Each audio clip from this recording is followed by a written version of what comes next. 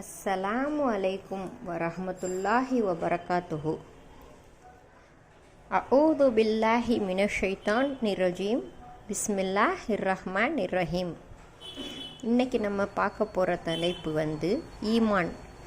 ஈமான் அப்படின்னா என்னென்னா மனித படைப்பு.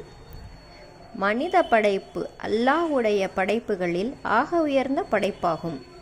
இந்த மனித படைப்பு இம்மையிலும் மறுமையிலும் சிறந்து விளங்க தன்னை படைத்த அல்லாஹ்வின் மீது நம்பிக்கையும் விசுவாசமும் கொண்டு அவன் ஏற்படுத்திய வரம்புகளை மதித்து நடக்க கடமைப்பட்டிருக்கிறான். இந்த மகத்தான கடமையை ஈமான் இஸ்லாம் என்று இஸ்லாமிய பரிபாஷையில் சொல்லப்படுகிறது. படைத்த இறைவன் அல்லாஹ் ஒருவன் உண்டு என்பதை உள்ளபூர்வமாக ஏற்று உறுதிப்படுத்தி அதை தன் நாவால் வெளிப்படுத்துவதற்கு ஈமான் என்று சொல்லப்படும். இப்போ ஈமான் பற்றி ஒரு சுருக்கமாக ஒரு விளக்கம் பார்த்தாச்சு. இப்போ அடுத்த வீடியோவில் ஈமான் எத்தனை வகைப்படும் என்னென்னு விரிவாக பார்க்கலாம். அஸ்ஸலாமு அலைக்கும் வரஹ்மத்துல்லாஹி வபரகாத்துஹு.